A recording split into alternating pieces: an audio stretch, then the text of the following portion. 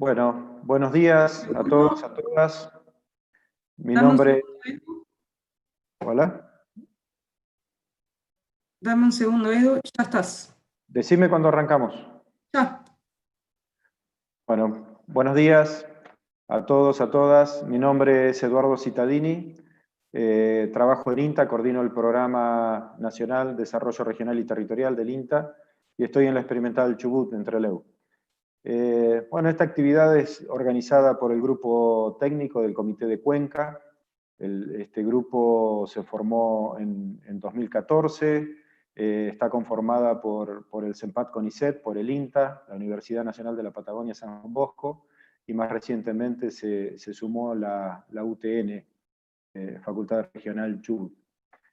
El tema que nos convoca hoy, el título del seminario, es Diálogos entre la inteligencia artificial y la perspectiva social para la gestión del agua en el Birch. Bueno, el título nos indica claramente que es un abordaje interdisciplinario, y esto se debe a que la configuración territorial es el resultado de procesos complejos, de diversos factores, donde hay cuestiones tecnológicas, ambientales, sociales, y está modelada por las políticas públicas que se implementan en un determinado territorio. Entonces, la idea es que las miradas complementarias podrán hacer un mejor abordaje de esa complejidad, porque los territorios son sistemas socioecológicos, en este caso hidrosociales, como es el valle inferior del río Chubut. El grupo técnico intenta justamente en general trabajar en estos abordajes interdisciplinarios, y en este caso va a quedar muy de manifiesto. La primera parte va a estar a cargo de Ana Laura Liberov. Ana tiene un doctorado en Ciencias Biológicas por la Universidad Nacional de Córdoba y ha desarrollado su investigación en el CEMPAT CONICET en Madrid, y desde el 2016 es investigadora asistente del CONICET en el área de ambiente, conservación y sustentabilidad. Sus líneas de investigación se enfocan en el estudio de la contaminación difusa en el Birch, en el análisis de la dinámica bioquímica del agua superficial del río Chubut y el modelado estadístico y espacial de cuencas hidrográficas. Bueno, tiene amplia experiencia participando en proyectos regionales, nacionales e internacionales, y un interés especial en impulsar el trabajo interdisciplinar, interinstitucional, multisectorial, inclusivo y equitativo. Así que bueno, los dejo con ella, y después la segunda parte va a estar a cargo de Lucas Díaz, a quien presentaré posteriormente. Adelante, Ana. Bueno, muchas gracias, Eduardo. Hola, Lucas, y hola a todos y todas que están ahí del otro lado.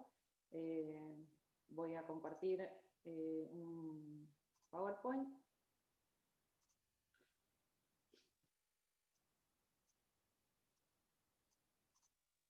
Un segundito que... Bueno, ahí, Eduardo, ¿se ve bien? Se ve bien, te escucho un poquitín bajo, quizás si podés acercarte o hablar más fuerte, no sé el resto. Así, hablo un poquito más fuerte, ¿está bien? ¿Se escucha bien? Cualquier cosa, párenme y avísenme y ajusto, trato de ajustar. Bueno, gracias, Eduardo, por la presentación. La primera parte de este ciclo les voy a contar un poco de este proyecto que inicialmente se tituló Inteligencia Artificial para la clasificación de usos y coberturas del suelo en un valle agrícola de Patagonia.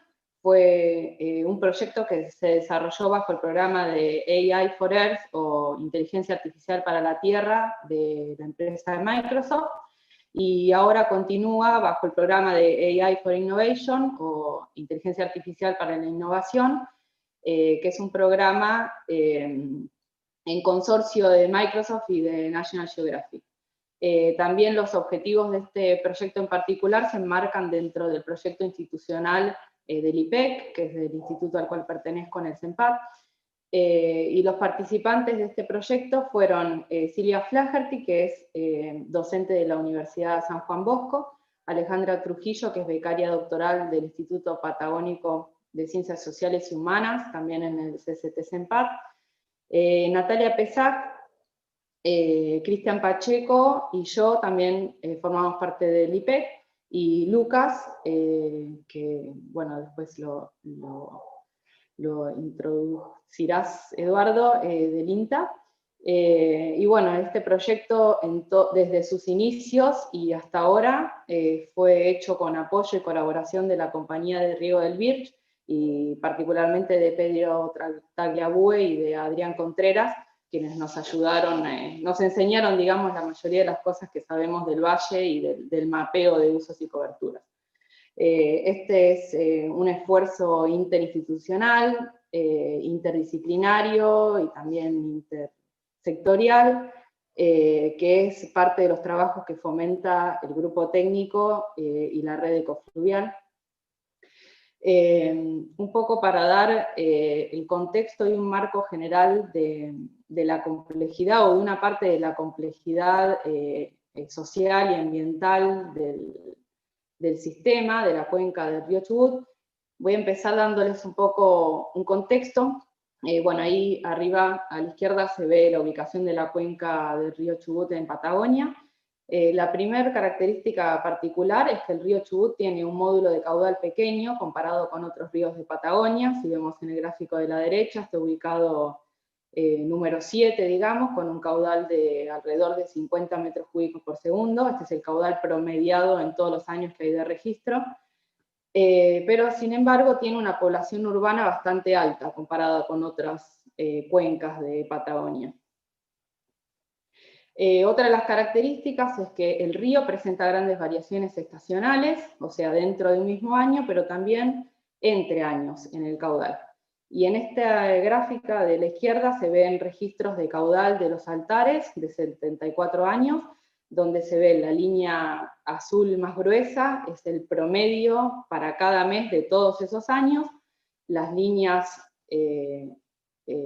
punteadas más gruesas son el percentil 90 y el percentil 10 de los caudales, y las líneas punteadas finitas son los máximos mensuales registrados y los mínimos mensuales registrados en toda esa cantidad de años, digamos. Vemos que hay una variación muy importante entre años, y también dentro del año por esta forma, digamos, que tiene el caudal, donde los caudales mayores se ven en primavera y los menores en verano. El dique ameguino modula parte de esa variación, y eso lo vemos en la gráfica de la derecha, donde los caudales están más o menos entre 30 y 50 metros cúbicos por segundo en promedio, pero aún así vemos que hay una gran variación entre años, aún con la modulación del dique, donde entre el mínimo y el máximo en verano pueden variar promedio, ¿no? Entre 30 y 90 metros cúbicos por segundo, lo cual es bastante. Otra de las características que tiene este río es que el agua se produce en la zona precordillerana, donde se dan las mayores precipitaciones, y luego se transporta por el resto de la cuenca, pero el desarrollo productivo, económico y social se encuentra en el Birch, y además, bueno, depende, si no totalmente, en gran medida del agua superficial del río Chubut. Entonces esto le da como una característica bastante polarizada a la cuenca, donde el agua se produce en un lugar, pero la demanda se da en otro. Además, si vemos específicamente las demandas en el Birch, las demandas de agua en el Birch, vemos que son estas líneas, esta línea naranja. En verano la demanda es mayor, en invierno la demanda es menor, y la demanda es mayor cuando la producción de agua es menor en la cuenca. Esto es mirando los Altares, ¿no? Lo cual vemos que sin el dique ameguino este nivel de demanda de agua no se podría sustentar. Pero con la modulación del dique, vemos en verano tenemos una demanda, digamos, esto es la demanda neta agrícola, la demanda urbana y la demanda industrial sumadas. Vemos que en verano estamos ahí, muy justo, digamos, casi en el rozando los mínimos que hemos visto durante estos años. O sea, bueno, y después sigo. Esto, además de las demandas actuales, digamos, hay proyecciones de aumento en la demanda de agua por crecimiento poblacional, ampliación de áreas de irrigación y cambios generales en la matriz productiva, pero las proyecciones para el futuro de la producción de agua van al contrario. Los estudios de Natalia Pesac indican que va a haber una disminución de la producción de agua debido al cambio climático entre un 30 y un 40% para fin de siglo. Además, tenemos estos procesos, digamos, en donde los usos y prácticas sobre el territorio afectan no solo a la cantidad del agua, sino a la calidad del agua. Y tenemos otra realidad, que un poco la vamos a ver después, en donde la desigualdad social y de género que existe en el BIRCH hace que los impactos de la disponibilidad o de la calidad del agua sean diferenciales en la sociedad. Bueno, dado todo este contexto complejo, digamos, no contamos, en general, digo, los gobiernos y las instituciones científico-técnicas de la región, no tenemos metodologías y herramientas consensuadas y estandarizadas para analizar integralmente todos estos impactos. Uno de estas herramientas o de estas metodologías es justamente tener un mapeo de los usos y coberturas en el territorio, tanto para el BIRCH como para otras zonas, ¿no? ¿Y por qué esto es importante? Porque la configuración espacial del territorio es un reflejo de la matriz social y productiva. No es directamente esa matriz, hay muchos otros índices y análisis que podemos hacer, pero sí es un reflejo de ella. Esto lo entendió así la compañía de riego y ellos hicieron el primer mapa de la zona. Es un mapa de usos y coberturas que se hizo en el 2013, lo hizo principalmente Pedro Tagliabue. Lo hizo a través de un método de inspección visual con mucho conocimiento de campo y uso de imágenes satelitales disponibles en la plataforma de Google Earth. Este mapa tiene una altísima precisión, porque él se conoce el valle como si fuera la palma de su mano, pero tiene otras desventajas, como que el tiempo de ejecución es muy largo, tal vez le lleva un año hacer un mapa, y de hecho él sé que está trabajando en actualizarlo, pero todavía no ha terminado de actualizarlo, y la posibilidad de réplica, digamos, es bastante baja, porque él es el que tiene todo el conocimiento y otra persona le sería muy difícil replicar esa metodología o ese mapa. Entonces, ¿qué buscamos? Tener un método de elaboración que sea rápido, preciso y replicable en el tiempo. Principalmente, ¿para qué? Para poder tener series temporales, o sea, series de mapas temporales anuales en principio, para poder analizar esta matriz productiva o el reflejo de la matriz productiva y social, las tendencias temporales y poder hacer proyecciones hacia el futuro de esas matrices. También los mapas sirven para asociar las características del terreno, digamos, con propiedades de interés, por ejemplo, el uso del agua, la exportación de contaminantes. Estos son datos que se obtienen de otras fuentes, ¿no? Pero asociándolas espacialmente a los usos y coberturas se pueden hacer análisis más exhaustivos del sistema, y análisis espaciales sobre todo. Y también nos sirven, digamos, para evaluar la situación actual en cada una de estas variables de interés y predecir cambios hacia el futuro. El mapa no hace todo eso, lo hacemos nosotros, pero bueno, el mapa es el insumo básico para hacer todas estas cosas. Bueno, entonces los objetivos de estos dos proyectos que les nombré, o de este proyecto de inteligencia artificial y mapeo, es generar un sistema automatizado, o lo más automatizado posible, para clasificar usos y coberturas del valle irrigado, de resolución y con clases adecuadas, generar series de mapas anuales desde 2016 en adelante, 2016 porque es desde ahí donde están disponibles las imágenes satelitales que usamos, y por otro lado, analizar las tendencias temporales en la configuración espacial del territorio. ¿Qué metodologías se están usando en el mundo, digamos, para generar este tipo de mapas? Bueno, primero el uso de inteligencia artificial, que a grandes rasgos es una ciencia interdisciplinar, digamos, que diseña procesos, entre comillas, inteligentes, que son capaces de resolver problemas, por ejemplo, la clasificación, por sí mismos o asistidos. Y se dice que estos procesos o algoritmos tienen la habilidad de aprender. Nosotros le enseñamos una y otra vez qué es alguna cosa, el algoritmo aprende y después lo hace por sí mismo. Otras metodologías que se están usando o insumos son las imágenes satelitales, que proveen gran volumen de información de la superficie terrestre en el modo de espectros electromagnéticos, que tienen variada resolución y en general ciclos frecuentes de visita en el mundo, digamos. Y después otra cosa que necesitamos sí o sí es gran capacidad de procesamiento. Nosotros usamos en este proyecto las máquinas virtuales de Microsoft Azure, que es una plataforma virtual, digamos, donde accedemos a máquinas virtuales que tienen una capacidad de procesamiento mucho mayor a cualquiera de nuestras computadoras, y ahí es donde hicimos todos los modelos. Y después, lo ideal sería poder elaborar, validar y evaluar los mapas y las áreas de entrenamiento y de validación en colaboración con los actores y actrices del territorio, con usuarios, con usuarias y con entes asociados al uso del recurso y del territorio, para que sea, digamos, algo consensuado y algo coproducido y no solo un insumo nuestro, digamos.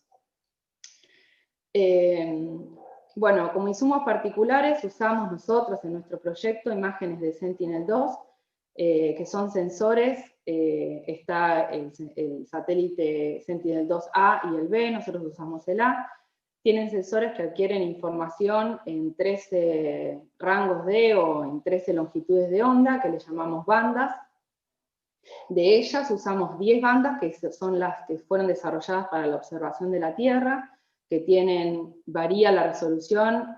Algunas bandas tienen 10 metros, o sea, son cuadraditos las imágenes satelitales tienen como unidad mínima un cuadradito de 10 por 10 o de 20 por 20 metros, y se bajaron del servidor Copernicus de la Agencia Espacial Europea. Son imágenes que están abiertas y disponibles para bajar para cualquiera. Y esperen que me cambio la configuración de la pantalla. Acá, en esta pilita de cuadraditos, lo que quiero mostrarles es que esto sería un píxel, por ejemplo, un cuadradito de 10 por 10, que es la unidad mínima que tiene una imagen satelital. Si nosotros hablamos de una imagen satelital, por ejemplo, de enero del 2019, estamos hablando de 10 bandas, o sea, hay 10 datos por cada píxel de esa imagen que nosotros estamos trabajando.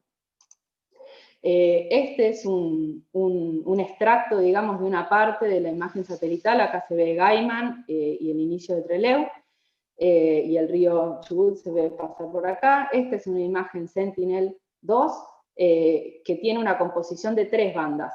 Tiene 3 valores por cada píxel de esa imagen, que son las bandas que componen el RGB, o Red, Green y Blue, que forman, digamos, el espectro visual del ojo humano, ¿no? Entonces vemos lo más parecido a lo que veríamos con nuestros ojos. Además de esas 3, hay 7 bandas más que tienen información de la cobertura terrestre. Eso es lo que usamos como insumos para el modelo.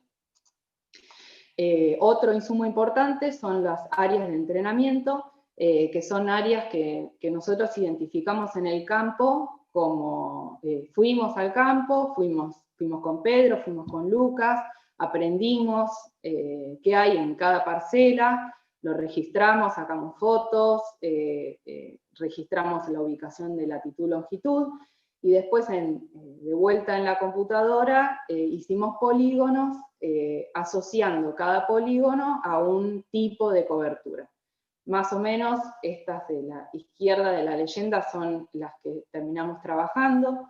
Pasturas, estoy incluyendo acá alfalfas y pasturas, pastos, hortalizas, frutales, arbustales, corrales, invernaderos, agua, árboles y construcciones, son más o menos las clases a las que apuntamos.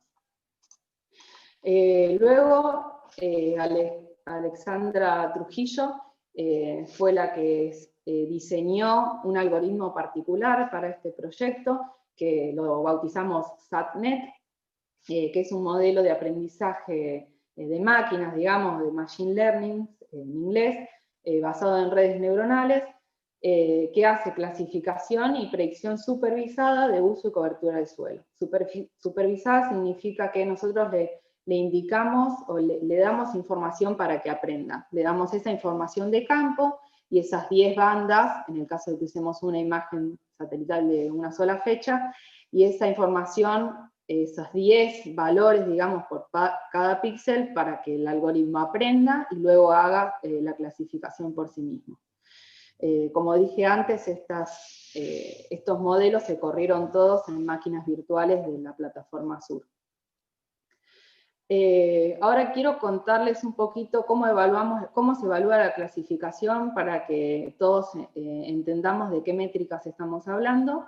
Uno de los outputs principales de la clasificación es una matriz de confusión, que es una tablita donde están los valores reales de los píxeles, o sea, los valores que nosotros observamos en el campo, versus los valores predichos o clasificados por los modelos.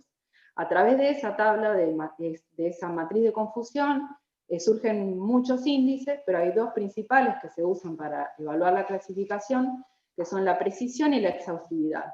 La precisión evalúa, digamos, para resumirlo de algún modo, la calidad de la clasificación, y la exhaustividad, la cantidad que es capaz de clasificar el modelo, ¿no? La cantidad y la calidad de clasificación de cada una de las clases de las que estamos interesados. Y a modo de ejemplo, digamos, para explicarles un poco más en detalle cómo se ve, si tuviéramos, por ejemplo, 3 clases, acá en las filas tenemos lo que observamos en la realidad de la clase 1, la clase 2, la clase 3, y en las columnas lo que predijo el modelo para cada una de las clases. Entonces, por ejemplo, si para la clase 1 había 10 píxeles que eran clase 1 y fueron predichos como clase 1, eso es una precisión del 100% y una exhaustividad del 100%. Y lo mismo para cada una de las otras clases. Este sería el ideal, digamos, lo que quisiéramos obtener, un 100% de los dos. Pero, ¿qué pasa si, por ejemplo, para la clase 3, de los 10 píxeles que había, 5 fueron reconocidos como clase 1 y 5 como clase 3? Entonces, la mitad de los píxeles fueron bien reconocidos, ¿no? La clase 1, que 10 píxeles eran efectivamente de la clase 1, pero 5 píxeles que eran de la clase 3 fueron clasificados como propios. Entonces ahí la precisión baja de la clase 1 a un 66%. Bueno, espero que hayan entendido, no veo sus caras, pero ojalá. Entonces ahí tenemos esas dos métricas.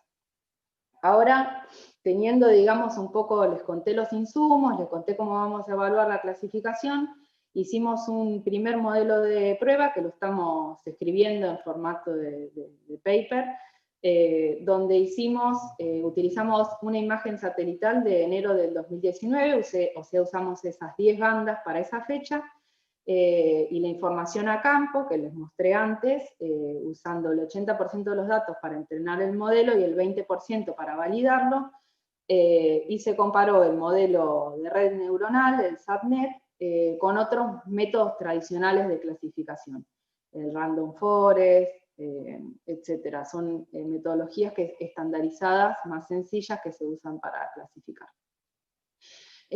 Obtuvimos en líneas generales una muy buena clasificación por SatNet, de alrededor del 92,5% de ambas métricas, mientras que los otros métodos, si bien también fueron buenos, fueron del 88% para abajo de precisión, o sea que hay una diferencia de por lo menos un 5%. Lo cual, digamos, en la bibliografía se toma como una diferencia significativa en la clasificación. Esperen, bueno. Ahora, sabiendo que SATNET funciona mejor que métodos tradicionales, nos propusimos avanzar con modelos multitemporales, o sea, usando no solo imágenes de enero del 2019, sino de varias otras fechas, para poder ampliar el rango de clases que apuntamos a clasificar. El modelo de prueba que les mostré antes tenía 4 o 5 clases sencillas, frutales, hortalizas, pasturas, pero queríamos evaluar si podíamos discriminar alfalfa de pastos, arbustal, coberturas como naturales, como de arbustal, de otras pasturas, corrales, agua, algunas clases que antes no estaban. Entonces nos propusimos hacer distintos modelos, utilizando distintas fechas y compararlos entre ellos a ver cuál es el mejor modelo, digamos, si nos conviene usar 2 fechas, o 3 fechas, o 5 fechas, o la combinación de todas, o la combinación de la 1 con la 3, etc. Entonces, quería recordarles que para cada una de las fechas hay 10 bandas. Así que, por ejemplo, si usamos 3 fechas, estamos usando 30 bandas, o 30 datos por cada píxel, y usando siempre la misma información de campo. Entonces, bueno, ya corrimos ya con el SATNET, y el modelo que arrojó los mejores resultados fue el modelo que tiene las fechas de julio, septiembre, diciembre del 2018 y enero y febrero del 2019. O sea, utilizamos 50 bandas para clasificar lo que hay en el territorio. Y también tuvimos que hacer algún ajuste de clases. Alfalfas y pasturas las pusimos dentro de la misma clase, así que queda como pasturas generales, porque la clasificación no era buena.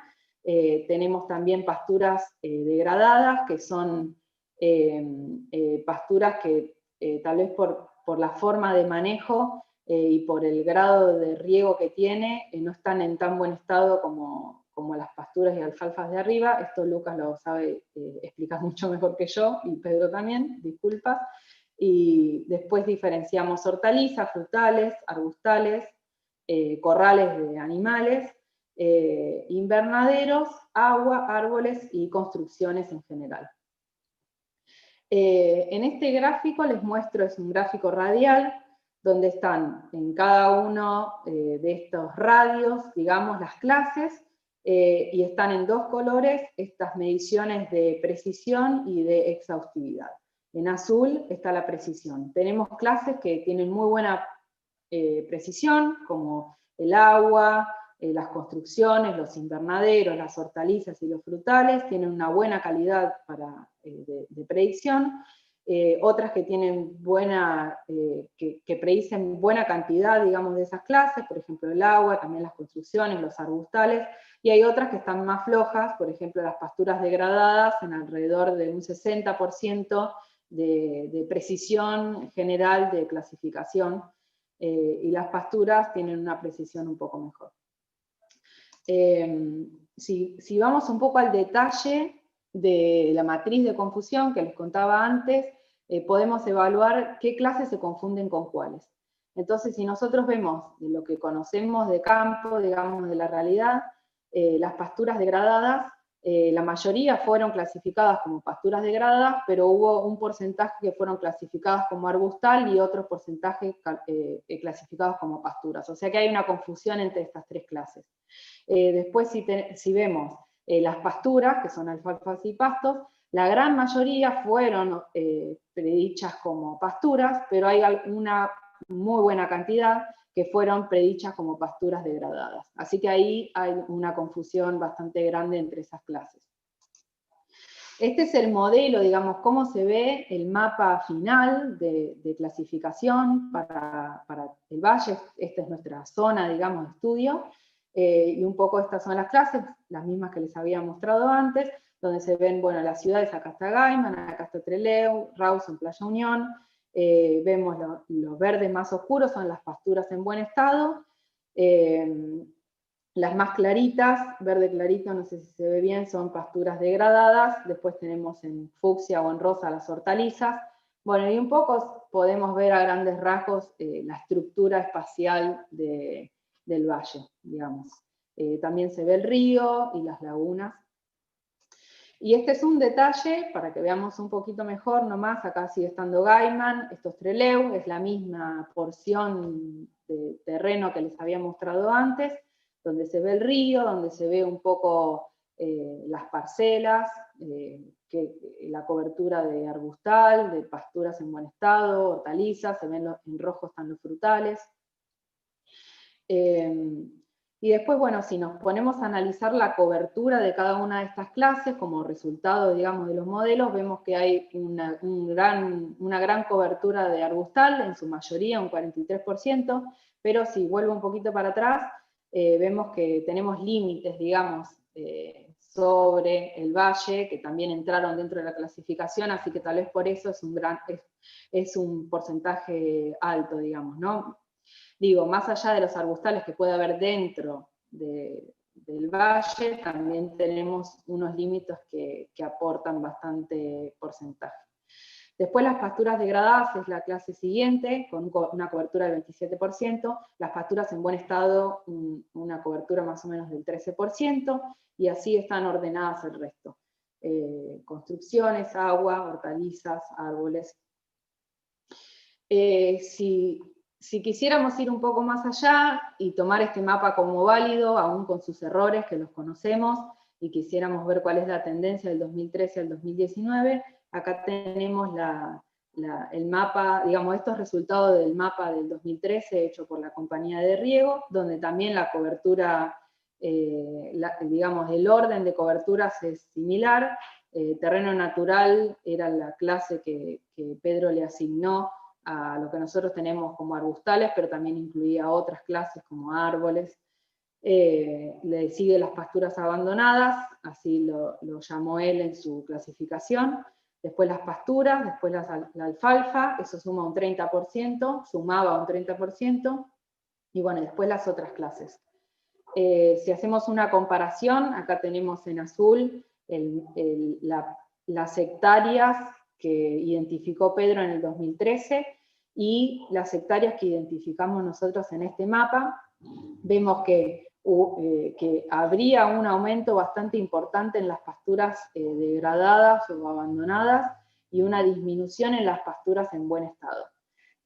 Recordemos que hay bastante confusión entre estas clases, entre pasturas en buen estado y en mal estado, y probablemente esos no sean los números de cambio, digamos. No es que aumente un 55% y disminuyeron un 59% las pasturas en buen estado, pero marcan una tendencia. Seguramente hay un aumento en pasturas degradadas y una disminución en pasturas en buen estado del 2013 hasta ahora, pero no creo yo particularmente que en esa cantidad, digamos, hay que analizarlo un poco mejor, y lo importante es que, y por eso necesitamos las series temporales, hacerlo con el mismo método, por lo menos que los errores sean consistentes en el tiempo y poder evaluar cambios con el mismo método. Y después sí tenemos un aumento en las hortalizas de un 18% y un aumento en los frutales del 35%. Bueno, ¿qué problemas identificamos? Algunas categorías de interés dependen más de las prácticas que de la cobertura. O sea, el pasto puede estar en mejor estado o en peor estado, pero es una cuestión más de manejo y de prácticas que de cobertura. Tal vez todos son pastos, pero están en mejor estado o en mal estado, y eso es difícil de clasificar tanto a ojo como con las metodologías. Las clases de pastura y alfalfa son importantes para diferenciar, pero hasta ahora no lo hemos podido hacer. Y el modelo es sensible a las variaciones de cobertura dentro de las parcelas. A veces vemos que dentro de una pastura aparece un píxel de hortalizas, por ejemplo, eso porque hay tanta variación dentro de una misma parcela que identifica cosas distintas dentro de sí mismo. Entonces tenemos un modelo que tiene una precisión más o menos, le puse, no veo lo que dice abajo, tenemos una buena replicabilidad, porque esto lo puede agarrar cualquier persona y volver a correrlo año a año. Próximamente estaremos abriendo un GitHub donde poner el modelo a disposición. Es muy rápido, en las máquinas virtuales lleva alrededor de 7 minutos hacer la clasificación. Las clases a las que llegamos, estamos ahí también más o menos, porque nos faltan algunas. Y no veo ahí qué dice. Se me perdió, no me acuerdo. No importa. Resolución, Ana. Resolución. Y la resolución, gracias. El píxel de 10 por 10 metros es una muy buena resolución.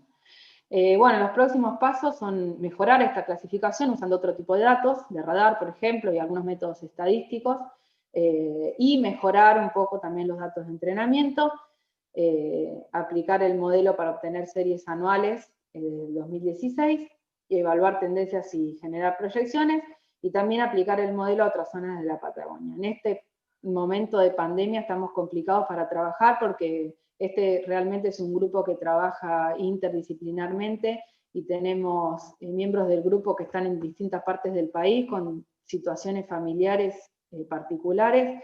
Así que bueno, hasta ahora hemos avanzado hasta acá, es un trabajo en curso, pero tenemos pensado retomar, digamos, el año que viene para hacer estas mejoras.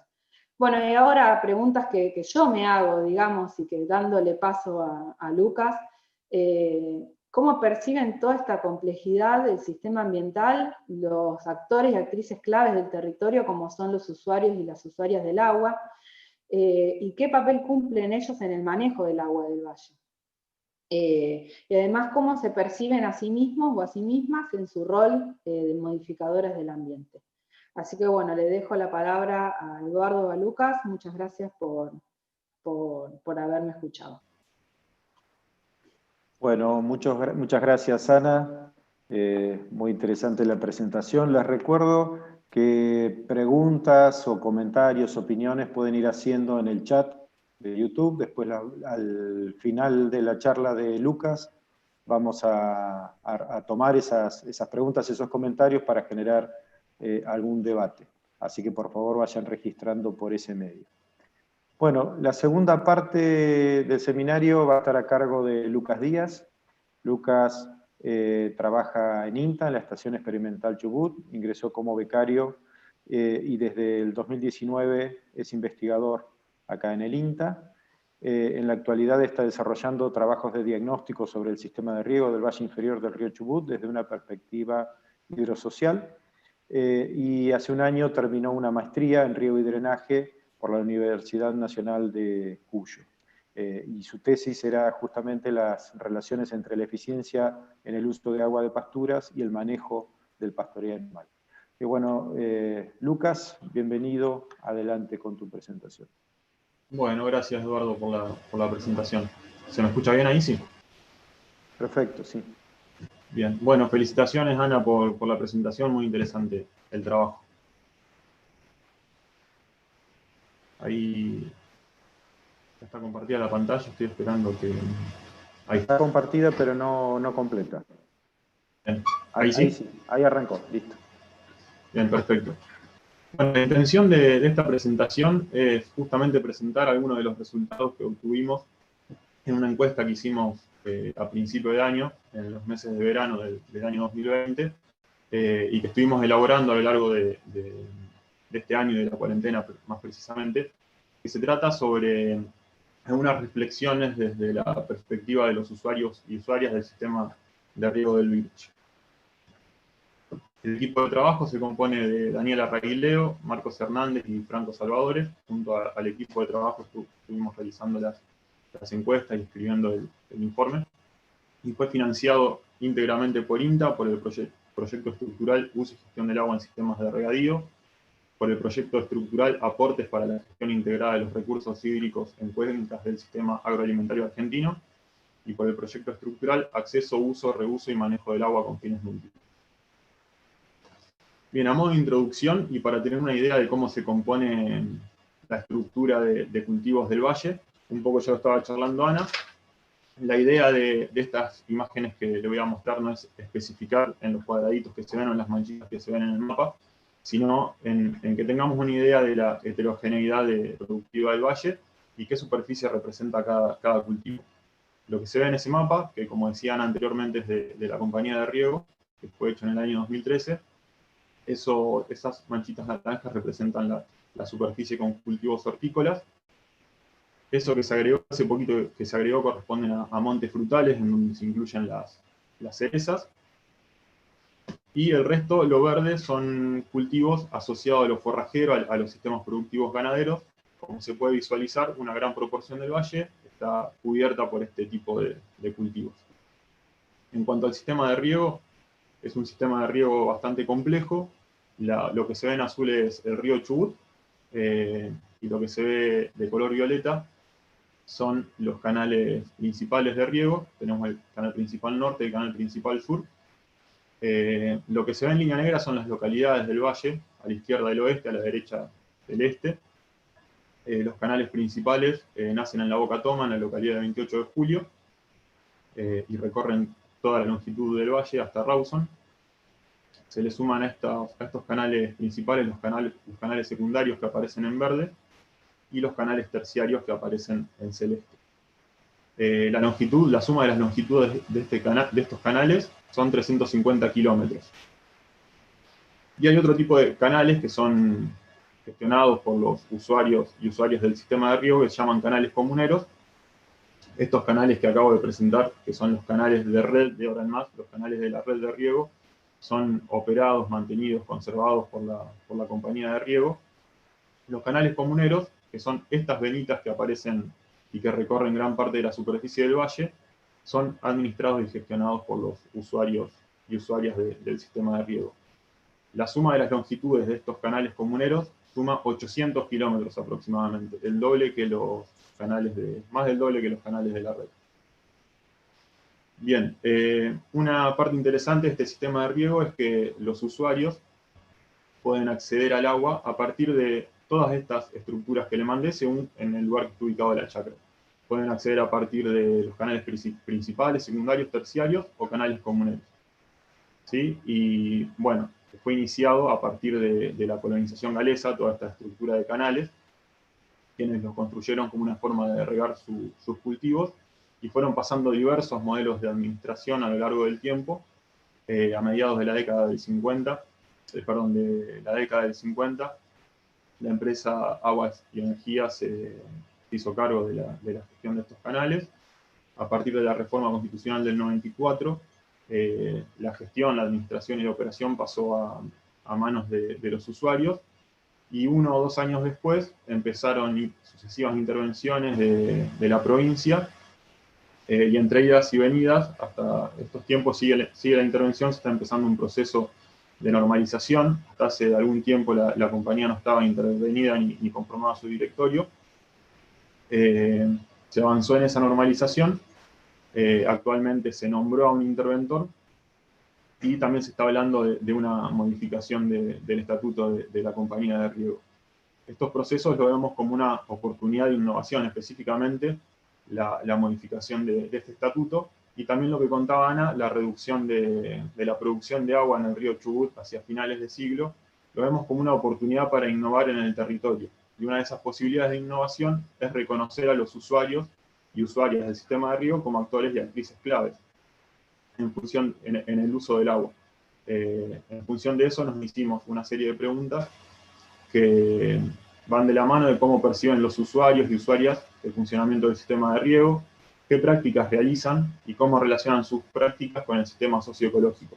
Un poco las preguntas que había también dejado Ana al final y que introdujeron a esta charla. Para hacer este trabajo nos planteamos una serie de objetivos que están anidados y unos dependen de otros. En principio, definir líneas de investigación y de apoyo técnico a productores del Valle Inferior del río Chubut, a través de la generación de información acerca de los problemas percibidos como prioritarios por quienes intervienen directa o indirectamente en el manejo del agua. Luego, diseñar una estrategia de abordaje institucional a corto y largo plazo, de acuerdo a los elementos críticos identificados. Y por último, generar información y herramientas que contribuyan a un modelo de gestión integral, equitativo y participativo del agua. Digamos, ese es nuestro objetivo y lo que nos guía en hacer este tipo de trabajo. Bien, ¿en qué consistió el trabajo específicamente? Realizamos 102 encuestas semiestructuradas. Los temas de esas encuestas los definimos a partir de entrevistas previas que mantuvimos con informantes claves. entre ellos organismos de ciencia y técnica, tomadores de decisiones, organismos que gestionan el agua en el valle, los mismos usuarios y usuarias, y definimos una estructura de la encuesta según los niveles de canales de la red. Tuvimos tres secciones en esa encuesta, algunas que preguntaban sobre los canales de la red, algunas que preguntaban sobre los canales comuneros y cómo se gestionan, y algunas otras preguntas que estaban vinculadas al manejo del agua adentro de la chacra o de la unidad productiva, que es nuestra unidad de análisis. Definimos un muestreo aleatorio estratificado para recoger esa heterogeneidad productiva principalmente que existe en el valle, y los factores que usamos para estratificar fueron los sistemas productivos, la cantidad de sistemas productivos presentes en cada localidad. Y para analizar los resultados hicieron análisis de frecuencia. En la figura de abajo se puede observar cómo fue la distribución espacial de las encuestas que realizamos. Cada polígono que figura abajo, de color violeta, son unidades productivas encuestadas. Bien, algunos resultados y reflexiones preliminares que queremos compartir en esta charla. Antes de pasar a esto, quiero comentarles que estamos escribiendo un informe que va a salir con formato de libro, y en ese libro nosotros trabajamos a partir de 4 ejes. Los 4 ejes son capital humano, capital social, sistema de recursos, impacto del uso del agua y percepción de futuro. Vamos a entrar en la discusión de los resultados, en unas reflexiones, charlando sobre el capital humano. En principio, las unidades productivas familiares son las de mayor relevancia en el valle inferior del río Chubut.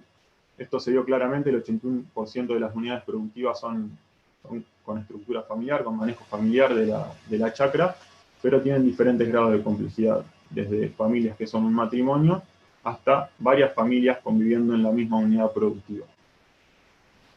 Otro resultado que nos parece interesante mostrar es que el manejo del agua de riego a nivel predial es un ámbito dominado por varones. Los resultados son contundentes, el 97% de las personas que manejan y deciden sobre el agua de riego a escala de unidad productiva son hombres.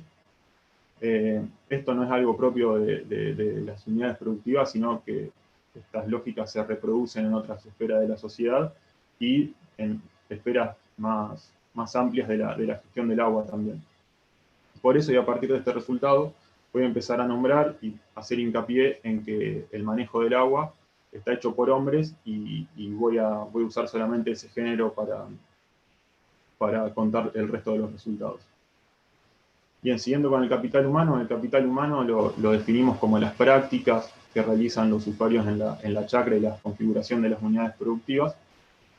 Existen en las unidades productivas estructuras para controlar y medir el agua de riego, como son las compuertas, que están asociados al riego gravitacional, y sistemas presurizados, como riego por goteo y aspersión. Aparecen compuertas en el 64% de las unidades productivas encuestadas. Las compuertas serían un elemento muy útil para poder aforar la cantidad de agua que circula, o que entra o que ingresa a la chacra o a la melga. Y en los sistemas presurizados también, este tipo de sistemas nos da la posibilidad de medir la cantidad de agua que se utiliza. Sin embargo, y un resultado muy llamativo, el 96% de las unidades productivas encuestadas respondió que no lo hace, que no mide la cantidad de agua que utilizan. Esto puede estar relacionado a la forma de aprendizaje de la técnica del riego y de la práctica del riego, que en general se da a través de caminos en la misma familia, digamos, relacionando este resultado con la configuración familiar de las unidades productivas. Tiene mucha coherencia en que las prácticas se construyan a partir de las relaciones familiares y generacionales. Como vemos en la figura de la derecha arriba, el 54% de las personas aprende la técnica de riego a partir del contacto con un familiar, y el 33% directamente con la práctica. Bien, sin embargo, en el valle se están dando procesos de adopción de tecnología. Si vemos la figura de abajo, aparece bueno, esa figura muestra qué métodos de nivelación usan para sistematizar los suelos. La nivelación láser aparece, discúlpenme que no veo, con el 47% de las unidades productivas que la utilizan, y en contraste el 30% todavía hace nivelación a ojo, lo que configura una cierta oportunidad para avanzar en otros esquemas de nivelación y avanzar en esas nivelaciones que pueden ser un poco menos precisas y fomentar el uso de esta tecnología, hablando de nivelación láser, para mejorar el uso del agua. Sin embargo, cuando preguntamos a estos dos grupos, a estas dos categorías, los que nivelan con láser y a ojo, le preguntamos sobre la uniformidad del cultivo en sus chacras, respondieron de manera similar. Es decir, que en las chacras que nivelan con láser y que nivelan a ojo, la producción del cultivo es bastante similar, lo que nos estaría dando una pista de que la nivelación por sí misma no es suficiente para generar un aumento de la producción del cultivo, sino que tiene que estar asociado al manejo del agua, ¿sí? Al manejo del agua, de caudales, de la lámina aplicada.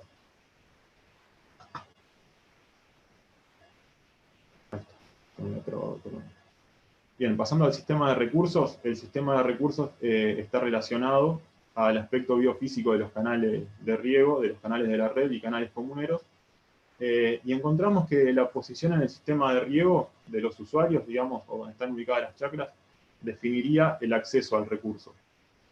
Preguntamos sobre la frecuencia en el cambio de la fecha de riego por problemas en los canales de la red, e hicimos una comparación entre los problemas que tienen los usuarios de canales de la red, los que acceden al agua directamente de esas estructuras, y los que usan el agua desde canales comuneros, que la fuente de agua también son los canales de la red. Y observamos algunas diferencias.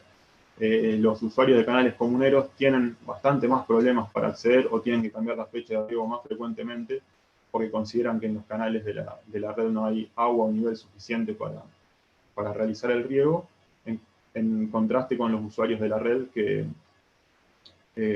tienen menos problemas para acceder justamente porque están más cerca. A los problemas que tienen los usuarios de canales comuneros vinculados a los canales de la red, se le suman los problemas propios de los canales comuneros, como puede ser el tema vinculado a la limpieza o a la organización entre ellos para usarlo. Y aún más está agravado por la posición en el comunero, digamos. Cuanto más lejos se encuentre el usuario de la compuerta de derivación hacia su chacra, mayores problemas tienen en acceder al recurso. Bien, y en base a esto también preguntamos cómo gestionan esa escasez temporal, qué acciones realizan para asegurar que les llegue agua a la chacra cuando hay algún problema en los canales de la red. Fue muy llamativo encontrar que el 51% de los usuarios usa tajamares. Los tajamares son estructuras que se colocan, que se disponen transversal al flujo de agua en los canales de la red, justamente para elevar el nivel del agua, aguas arriba, y eso le permite ingresar agua a la chacra a los usuarios que así lo desean. El 51% de los usuarios pone este tipo de estructuras en los canales de la red. En esta figura no está mostrado, pero la mayoría de los usuarios usan tajamares sin acuerdo entre los vecinos, lo que agravaría la situación de los vecinos que se encuentran aguas abajo de estas estructuras, de los tajamares, y el 27% riegan con la cantidad de agua que les llega. Se pueden visualizar dos tipos de estrategias en este caso. Unas estrategias más pasivas, que es regar con el agua que llega o directamente no regar, y en el otro caso estrategias activas, que es colocar tajamares para asegurar la provisión y el acceso al agua. En este sentido nos preguntamos si hay tanta intervención de los usuarios en los canales de la red, si el sistema está cooperado entre aquellos usuarios que pueden acceder a poner un tajamar en el sistema de riego, en la red de canales, y la compañía de riego, que es el organismo que gestiona formalmente este recurso. Bien, también se le preguntó, y siguiendo en el eje sistema de recursos, cómo mejorar la disponibilidad de agua en los canales de la red.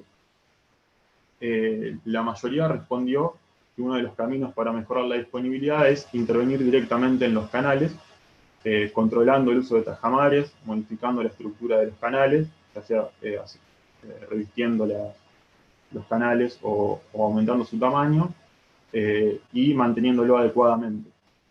¿Sí? Mientras que el 15% eligió opciones vinculadas a la organización en el uso del agua, como el turnado, y el 11% mejorar la eficiencia de riego.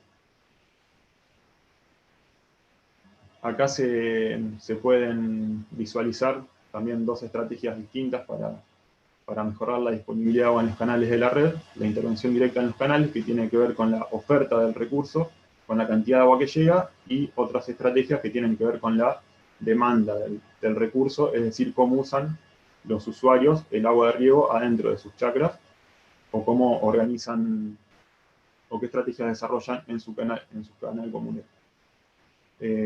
Como vemos, trabajar sobre la oferta parece ser el camino que prefieren los usuarios para mejorar la disponibilidad. Y esto nos lleva a hacernos la pregunta si cooperación, digamos que el sistema de riego o la red de riego esté operado, aunque no sea muy visible, pero conocido por los dos actores que tienen mayor relevancia en el valle, que son los usuarios y la compañía de riego, también implica o conlleva una corresponsabilidad. Digamos que los usuarios intervengan tanto a partir de los tajamares en el sistema de riego, si también eso no conlleva una corresponsabilidad para gestionar adecuadamente el sistema de riego y mejorar la disponibilidad de agua en los canales de la red. Bueno, nombramos a la compañía de riego y también hicimos algunas preguntas relacionadas o vinculadas a quienes consideran los usuarios como autoridad formal y autoridad real en el uso del agua. Autoridad formal, estamos hablando de lo que figura en las leyes para los usuarios y que conocen de esas legislaciones, y autoridad real es a quienes se dirigen los usuarios para resolver problemas vinculados al agua de riego. En ese sentido, la compañía de riego aparece claramente como el organismo con más presencia en el valle. Fíjense que están bastante parejos entre autoridad formal y autoridad real, lo que define a la compañía de riego como la institución con más importancia en lo que tiene que ver con la gestión del agua de riego en el valle inferior del río Chubut. Un resultado bastante interesante también se encontramos con respecto al IPA, en donde algunos usuarios los reconocen como autoridad formal, pero no como autoridad real. Creemos que esto puede ser así debido a la baja presencia territorial que tiene el IPA en el valle inferior. Después existen otros pequeños núcleos semi-organizados que componen la gestión informal del valle, que son los canales comuneros. Digamos, en la figura que se observa a la derecha, está el grado de organización que tienen este tipo de estructuras para realizar el mantenimiento de los canales. Como les contaba al principio, los canales comuneros son gestionados por los usuarios y se tienen que poner de acuerdo para llevar estas tareas de mantenimiento y de organización del agua, porque los canales comuneros pasan por varias chacras. Bien, y se observa que en general los grados de organización son altos.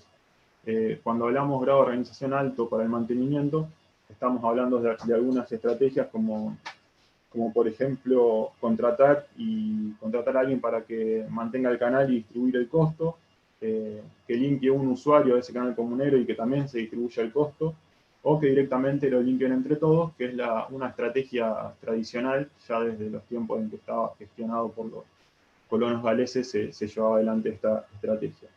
La organización media, que acumuló el 30%, está vinculado a que cada usuario limpia su tramo, el tramo que pasa por su chacra, y la organización mínima es cuando lo limpia un usuario del canal, pero no se distribuye el costo, o lo limpian entre una proporción minoritaria de ese canal. Ahora bien, nos hacíamos la pregunta de cómo se llevan adelante esta gestión de los canales comuneros, y preguntamos sobre la comunicación, si existen algunas instancias de comunicación. Y el 91% de los usuarios de los canales comuneros se comunican con sus vecinos para llevar adelante estas estrategias. En algunos casos vinculadas directamente al mantenimiento del canal, otras para organizar el uso del agua, como pueden ser algunos turnados informales en uso del agua, o para preguntarse si va a usar el agua hoy o no la va a usar hoy, a ver si la puede usar el otro. Y también para algunas cuestiones que no tienen que ver con el uso del agua, pero sí con lo productivo.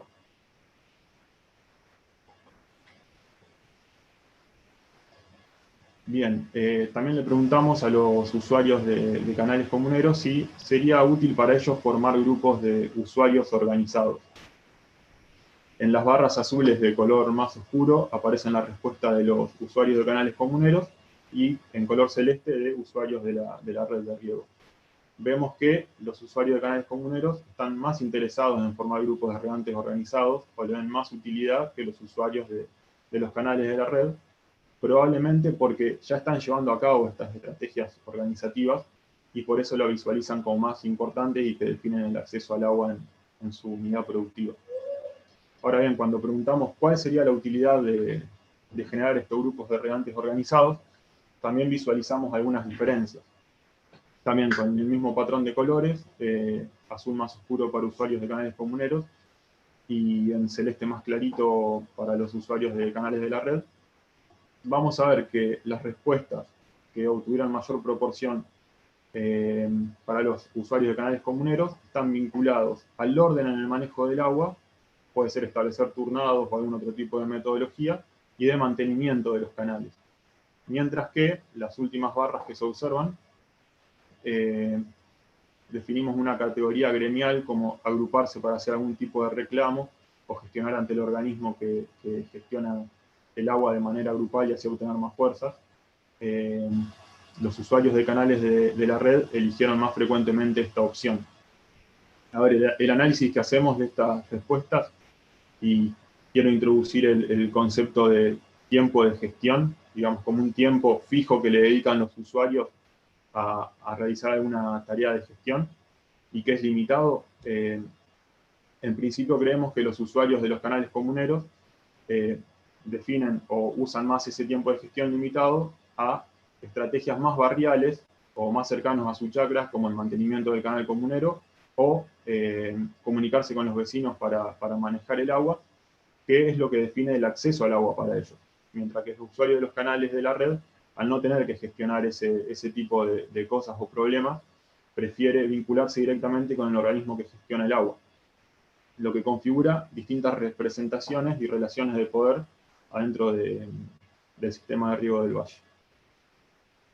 Bien, la última sección es sobre el impacto del uso del agua en el ambiente o en el sistema socioecológico y percepción de futuro. Le preguntamos sobre los principales efectos que creen que tiene el uso excesivo del agua adentro de la chacra. Las opciones que ustedes ven en pantalla en el cuadro izquierdo están jerarquizadas, o sea, la que está más arriba fue elegida más frecuentemente. Y la primera opción que aparece es disminución de los rendimientos de los cultivos, asociando el uso excesivo del agua a algo netamente productivo. En el último lugar aparece contaminación del río. Es decir, que hay una baja vinculación entre el uso del agua dentro de la chacra y la calidad y cantidad de agua presente en el único cuerpo de agua que tenemos en el valle inferior. Este resultado es más fuerte aún si describimos que el 43% no le asignó lugar en la lista directamente a contaminación en el río, descartando esa opción y desvinculándolo aún más del manejo que se hace adentro del agua dentro de la chacra.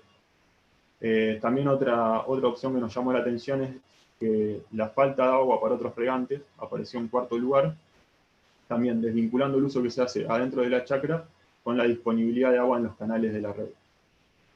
Con respecto a la percepción de futuro, le preguntamos si perciben que en el futuro puede llegar a faltar agua en el valle, o que puede ser escasa. El 76% de los usuarios respondieron que sí, y lo asociaron directamente con el cambio climático, y con que se va a empezar a utilizar el agua para otras cosas. Por ejemplo, algunos nombraron el desarrollo de los emprendimientos como la meseta intermedia, y también fue nombrado el tema de la minería. También le preguntamos a ese grupo que respondió que sí, hacia un futuro de la escasez de agua, cuáles estrategias llevarían adelante para afrontar la escasez. Y en este caso la mayoría respondió usar más eficientemente el agua a nivel predial y organizar el uso del recurso entre los vecinos, entre los usuarios. Y es llamativo también este 10% que respondió utilizar otra fuente de agua, dejándose entrever que no existe otra estrategia para llevar adelante para usar menos cantidad de agua, sino que debería generarse otra fuente para suplir la reducción en el caudal del río. Bien, algunas reflexiones finales y permítanme que lea, así no me olvido de nada. Las unidades productivas tienen una fuerte estructura familiar que atraviesa la gestión del agua de riego desde el aprendizaje de las prácticas. El manejo del agua de riego reproduce las desigualdades de género presentes en otras esferas de la sociedad y de la gestión del agua. La cooperación del sistema de riego plantea límites difusos en cuanto a las responsabilidades de cada sector, por lo que debería abordarse con una mirada sistémica, promoviendo la generación de mecanismos para la participación de los distintos actores y actrices. Los canales comuneros son espacios relevantes para la gestión del agua de riego, los cuales deberían ser fortalecidos. Y nos preguntamos si los canales comuneros deberían ser la unidad de gestión por excelencia del valle, o como la unidad mínima de gestión a partir del cual se genere todo un mecanismo de gobernanza. Bien, se identificaron distintas posibilidades de acceso al agua y probablemente a los organismos que la gestionan en función de la ubicación en el sistema de riego.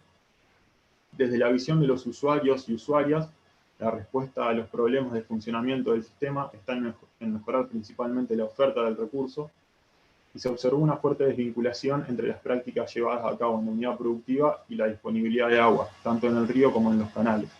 De ahí el desafío que creemos que tenemos que asumir todos los que formamos parte de este sistema, es que los usuarios se reconozcan como parte del sistema socioecológico y que pueden afectarlo.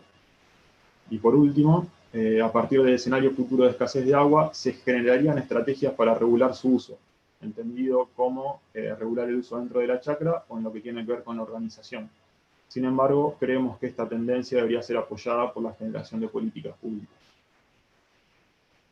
Bueno, y la pregunta por ahí que encierra y engloba las dos charlas que tuvimos, es cómo lograr que los actores, actrices que intervenimos en el sistema de riego nos reconozcamos como modificadores del ambiente y de la sociedad, y cómo generar escenarios de adaptación a los cambios futuros en el escenario actual. Y un poco, y una pista por ahí que queremos dar, es sobre una forma de trabajo que estamos alentando y desarrollando, y para lo cual presentamos un proyecto, una propuesta en realidad, para que se financie un trabajo, que creemos que una de las respuestas a esas preguntas es abordar el territorio a partir de trabajos interinstitucionales, interdisciplinarios y multisectoriales, y eso nos motivó a presentar este proyecto de reabastecimiento, que lo presentamos ante la empresa Coca-Cola. Justamente ellos buscan compensar de alguna forma el volumen de agua que utilizan en sus plantas. Entre luego tienen una planta, eso nos dio cierta fortaleza para presentar esta propuesta. Como les comentaba, desarrollar estrategias que tiendan a ahorrar agua en los lugares cercanos a sus plantas. Este proyecto lo presentamos con la Compañía de Riego, con la Universidad Tecnológica Nacional, la Universidad Nacional de la Patagonia, con el IPEC, CEMPAT, con el INTA y con The Nature Conservancy. Lo presentamos hace aproximadamente 3 semanas, estamos esperando respuestas. El objetivo principal del trabajo es generar un ahorro en el uso del agua en un sector del valle y evaluar los co-beneficios ambientales de este ahorro de agua. Cuando hablamos de co-beneficios ambientales, estamos haciendo mención a mejorar la calidad de agua tanto subterránea como superficial, que en definitiva, en la situación actual se deriva a los drenajes y que luego van a parar al río. Y también evaluar y monitorear la profundidad de la napa freática, que tiene efectos en la conectividad con el río y también en la calidad del suelo, porque afecta la salinidad y la producción de cultivos. Bien, la zona elegida fue un canal comunero del valle de unas 160 hectáreas. Ahí ven la imagen a la derecha cómo es la distribución de los cultivos, que actualmente tiene algunos problemas en cuanto a la interfase o ahí en la conexión entre el canal de la red y el canal comunero. Ahí se generan algunos desbordes, así que ese es un punto en donde vamos a trabajar, y también vamos a trabajar sobre el canal comunero y sobre las parcelas o sobre las unidades productivas. La duración del trabajo o de la propuesta es de 1 año en principio. La superficie, como le comentaba, es de 160 hectáreas, y tenemos pensado trabajar en 3 escalas del sistema de riego. En el canal secundario, a través de la colocación de una compuerta de regulación automática, como la que se ve en la figura, esa estructura amarilla, y sobre también el canal comunero, colocando módulos de máscara en el inicio del canal, disminuyendo la permeabilidad de agua en ese canal comunero a través de un revestimiento, trabajando con la organización de los usuarios de ese canal comunero para desarrollar estrategias que permitan un uso más eficiente del recurso, y a escala parcelaria trabajar en la concientización en el uso del agua, en el manejo del agua y los tiempos de riego de los caudales a través de capacitaciones, y en la sistematización de una superficie de 15 hectáreas justamente para evaluar el efecto que todo eso puede tener. La idea es que en este trabajo se vayan tomando las decisiones de manera conjunta entre los organismos que participamos, y los usuarios del sistema de riego, justamente porque creemos que esa es una forma de integrar todos los conocimientos y de que estos procesos de que los usuarios se perciban como modificadores, los usuarios y todos nosotros como modificadores del sistema socioecológico, es un camino para lograrlo. Bueno, con este proyecto el objetivo es reabastecer o ahorrar de 450 a 800 megalitros por año, solamente en esta área de influencia de 160 hectáreas. Bueno, muchas gracias. Bueno, muchas gracias a vos, Lucas, por la presentación, muy interesante.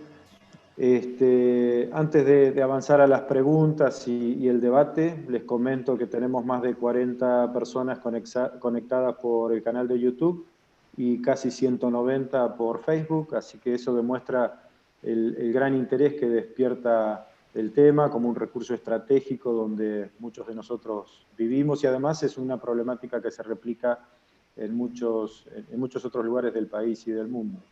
Cuando empecé, cuando abrí el seminario, planteé que los territorios los asumimos como sistemas complejos y el BIRCH es justamente un sistema complejo. Con esto creo que queda bastante de manifiesto en las dos presentaciones.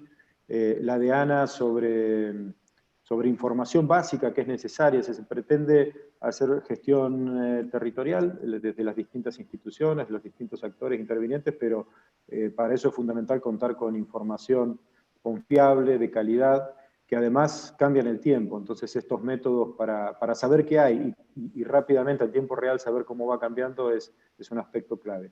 Y en la presentación de Lucas pudimos entrar en la profundidad social, no solo social, la complejidad de los sistemas productivos, la complejidad del sistema de distribución de agua y la complejidad de la gestión, y le agregamos una variable que es la percepción que tienen los actores territoriales de esas realidades, de esas complejidades. Así que bueno, creo que han sido las dos muy interesantes y muy complementarias. Tenemos algunos comentarios y preguntas. Arrancamos con un comentario aclaratorio, si se quiere, que llegó de Adrián Contreras para Lucas, que dice tener en cuenta que el 70% riega por comuneros. También hay una pregunta para Lucas, que dice si hay espacios institucionales donde se encuentren los usuarios y las autoridades. Y vinculado con eso hay otra que dice cuáles son los próximos pasos para difusión de estos resultados, qué feedback se esperan tener de parte de productores y tomadores de decisión y qué es lo que se espera obtener al final del proceso. ¿Querés arrancar con eso, Lucas, para que no se acumulen tantas? Está silenciado, ¿eh? Ahí está, sí. Bueno, en principio entiendo que el contacto entre la compañía de riego y los productores es bastante frecuente.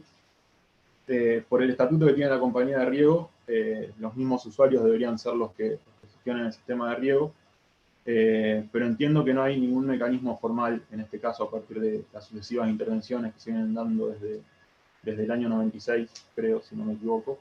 No hay ningún lugar formal o de debate para discutir sobre temas vinculados al sistema de riego específicamente. Y respecto, me puede corregir Adrián también si me equivoco, por ahí estoy obviando alguna información. Con respecto a la segunda pregunta de cómo continúa el trabajo, tenemos pensado publicar estos resultados. Estos resultados son parte de un trabajo más amplio. Tenemos pensado publicar un libro en donde ampliar la información que presentamos hoy. Es un libro que saldría por Ediciones INTA y que lo estamos gestionando. Antes de la cuarentena también teníamos pensado trabajar con talleres con usuarios para que validen estos resultados que estuvimos mostrando y finalizar todo el proceso de diagnóstico con un taller más amplio en donde participen los organismos de ciencia y técnica, los que gestionan el agua, los que toman las decisiones respecto al agua en el valle inferior y a los usuarios y usuarias del sistema de riego. Con el objetivo, de definir cuáles son las principales problemáticas y de generar compromisos de trabajo para el futuro. Muchas gracias. Una pregunta para Ana. Dice, ¿cómo puede contribuir el mapeo de uso y cobertura de suelo propuesto, teniendo en cuenta que es más ágil, a la gestión del agua de riego en el BIRCH y más específicamente el acceso equitativo del recurso?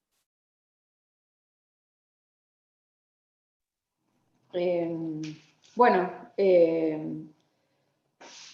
creo que es indispensable, por eso es que la compañía de riego apunta a eso, ¿no? A la sistematización, a la digitalización, digamos, de toda esta información, porque como dice la frase, no se puede administrar lo que no se conoce, y creo que sí, que puede, digamos, el mapa es el insumo básico y principal, pero después hay muchas otras capas de información que se pueden poner arriba para poder usarlo como insumo de gestión. Por ejemplo, si conociéramos cuál es el uso del agua por tipo de cultivo, podríamos hacer un cálculo general de cuánto en el año se va a necesitar de agua, o cuánto sobra, cuánto falta, se podría utilizar, y después hay un montón de otras, digamos, facilidades que permiten tener un mapa de este estilo, como evaluar cuáles son los efectos de las prácticas sobre el río y visualizar un poco más estos efectos que al parecer no están percibidos por los usuarios y las usuarias, y no solo en relación al riego, sino en relación al uso del agua general, ¿no? También entra el sistema urbano y el sistema industrial, que no es el foco, digamos, de hoy, pero también tienen un efecto muy importante. El Ministerio de Ambiente también lo entiende, de hecho estamos trabajando ahora en un convenio para evaluar escenarios o hacer escenarios de adaptación al cambio climático, y ellos están muy interesados en trabajar con esto del mapeo, colaborar y hacerlo en conjunto. Así que, bueno, digamos, las fortalezas de tener metodologías de este estilo se ven de todos lados, digamos. Así que esperemos que sí, que sea una herramienta eficiente para mejorar la gestión.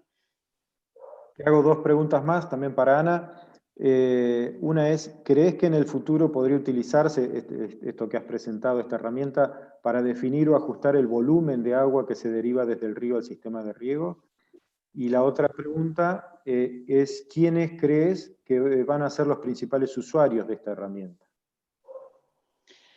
Bueno, con respecto a la primera, me imagino que sí, digamos, de lo que sé del sistema de riego, se podría ajustar un poco de acuerdo a los cultivos que haya relacionados a cada red, digamos, de comuneros o de canales, pero bueno, esa respuesta la tiene más tal vez la compañía de riego o Lucas incluso, de cómo se puede usar para manejar la cantidad de agua que va hacia las parcelas. Se puede, digamos, conocer la cantidad teórica de agua que se necesitaría, después no sé si prácticamente se puede hacer o no el manejo del flujo de agua, digamos. Pero sí, lo teórico sí se podría analizar.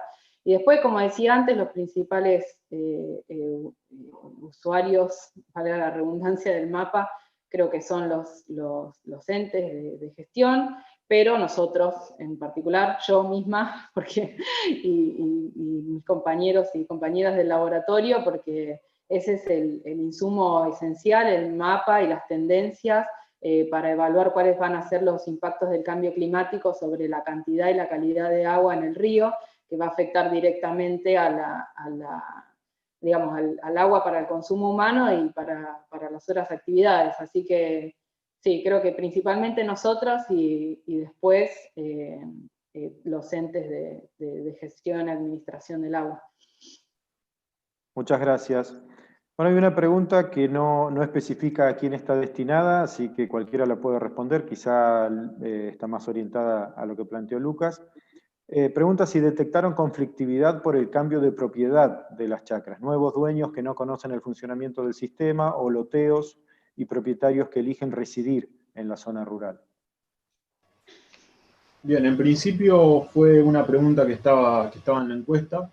Recuerden que las preguntas las definimos a partir de entrevistas en profundidad que tuvimos con organismos de ciencia técnica, con tomadores de decisiones, con organismos gubernamentales y con los mismos usuarios. En esas entrevistas apareció el tema de las urbanizaciones como un problema para la gestión del agua del valle, pero cuando hicimos las encuestas y preguntamos sobre los problemas que aparecen en los canales comuneros, las urbanizaciones no fueron priorizadas dentro de esos problemas.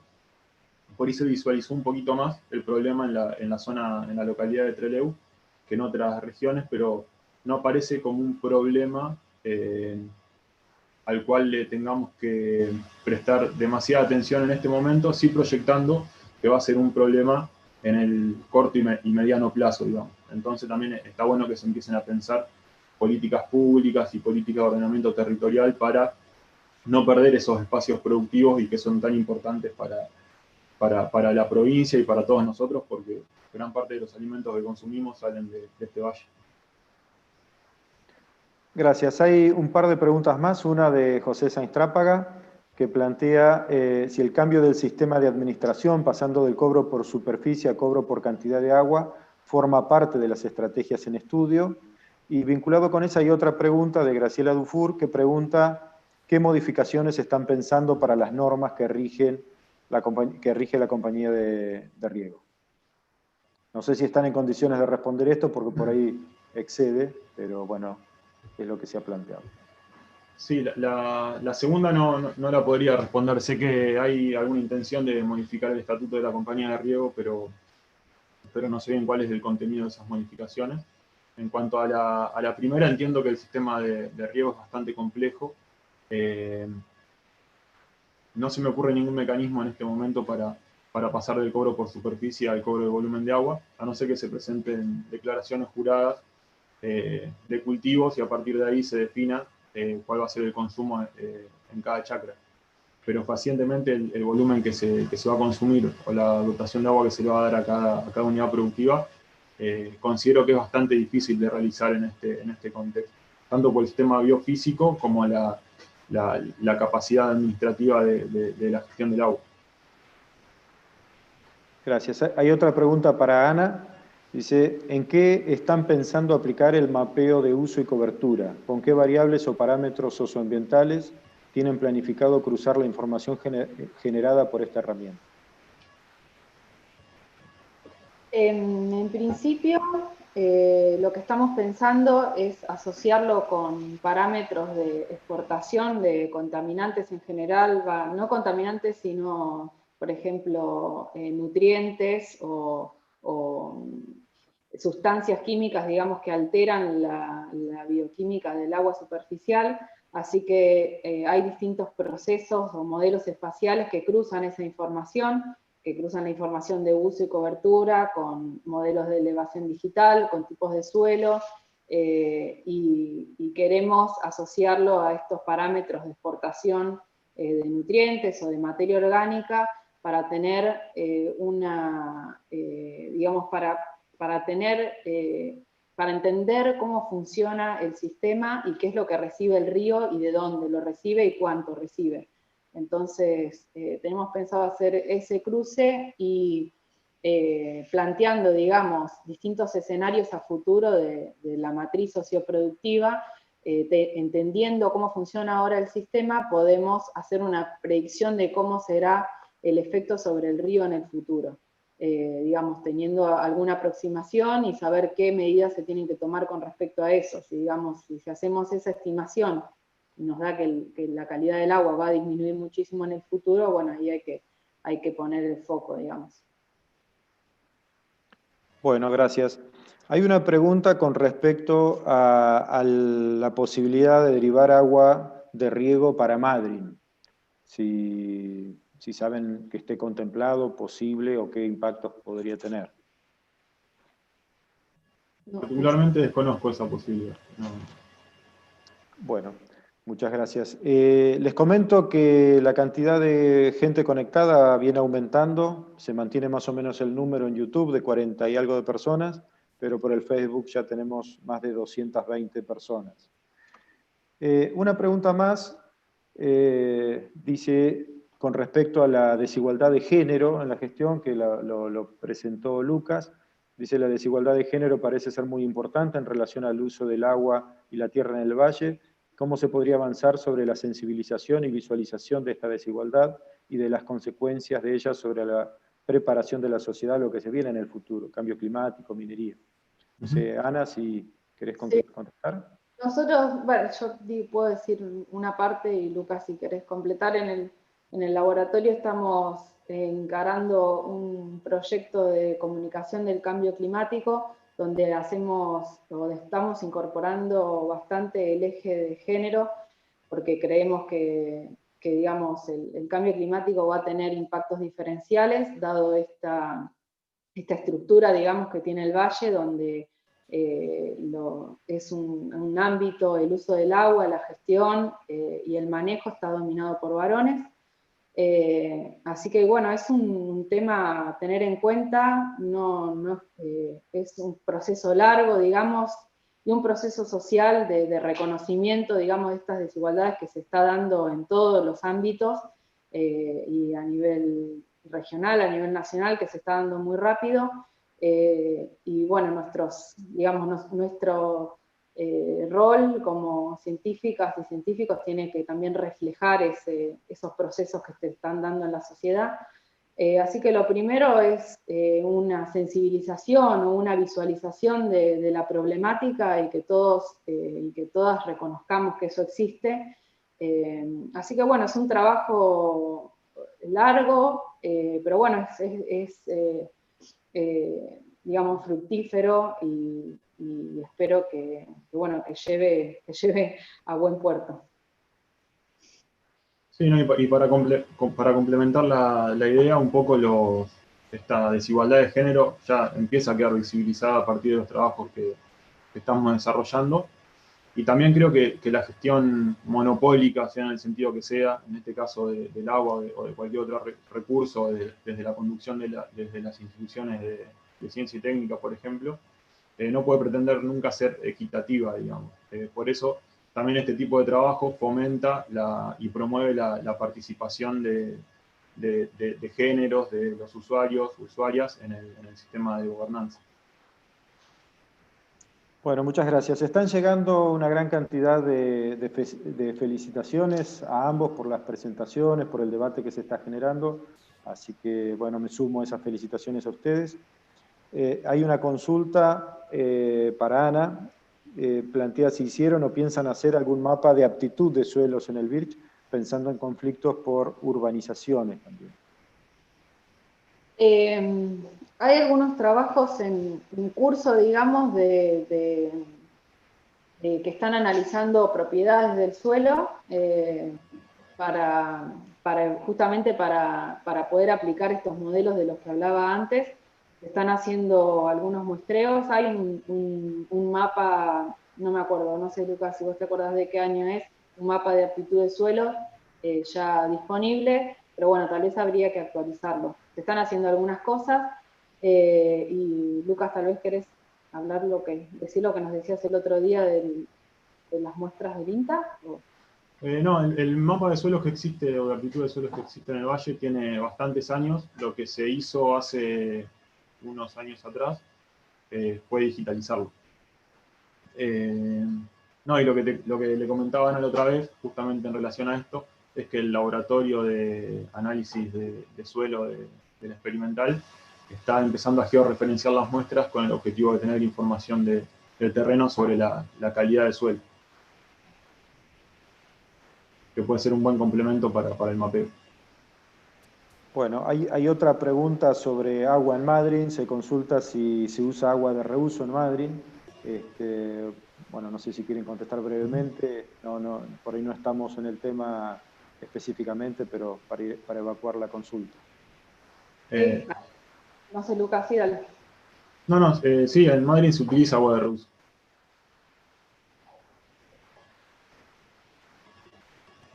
Bueno, no me han llegado más preguntas hasta el momento. Estoy chequeando si hay alguna más, pero creo que no. Así que si alguno tiene alguna pregunta o comentario es el momento, porque si no ya vamos a estar cerrando.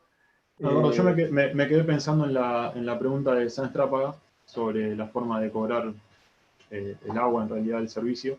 Creo que ahí es clave también fortalecer los canales comuneros como unidades de gestión del agua en el valle, Y creo que podría colaborar mucho empezar a pensar en alguna forma de entrega a los comuneros y premiar a aquellos comuneros que estén organizados y que utilicen racionalmente el recurso. Eso facilitaría muchísimo para la gestión del agua y también promovería las formas o las estrategias organizativas para usar el agua en el valle. Bueno, muchas gracias. Bueno, creo que el objetivo de este seminario ha quedado ampliamente cubierto, que es básicamente mostrar, por un lado, la complejidad del sistema BIRCH, como sistema hidrosocial, sociotécnico, territorial, y la necesidad de abordar esa complejidad desde la interdisciplina, desde perspectivas distintas, desde diferentes instituciones. Creo que en ese sentido el grupo técnico es un avance enorme, instituciones que están hace muchos años en la zona, pero que a veces es difícil encontrar puntos en común, coordinar, tenemos distintas agendas, distintos intereses, distintas misiones, pero en torno a esta problemática se ha logrado identificar objetivos comunes y coordinar una agenda común, me parece que es central, y que se empiezan a ver algunos resultados de alta calidad. Que de ninguna manera es el fin de un proceso, sino simplemente un inicio, un diagnóstico de mejor calidad, de mayor complejidad, que necesita ser actualizado constantemente, como lo mostraba Ana, con información de calidad que hay que recolectar, sistematizar, procesar, validar. Así que, bueno, para finalizar, algunos anuncios de próximas actividades. El 9 de septiembre va a haber un seminario sobre marco jurídico, un elemento clave para una gestión integral y participativa del agua. Eso va a ser el 9 de septiembre. Y el 16 de septiembre, el otro seminario va a ser Desafíos a la gestión del agua en Latinoamérica, historias de éxito e intercambio de experiencias en distintos fondos de agua. Así que para ir agendando, claramente son temas que despiertan gran interés, estamos con 260 personas conectadas, eso también es una novedad, el medio de comunicación, estos formatos que hace unos meses eran marginales y que, bueno, a partir de la pandemia hemos roto nuestras resistencias, nos hemos habituado rápidamente y hoy forman parte de la comunicación en forma cotidiana y que seguramente van a quedar después que pase la crisis del coronavirus. Así que, bueno, muchas gracias a todos, a todas por estar, por participar, por opinar, por preguntar y sobre todo a Lucas y a Ana por las presentaciones que han despertado mucho interés y han llegado muchísimas felicitaciones. Gracias a todos. Gracias. Gracias.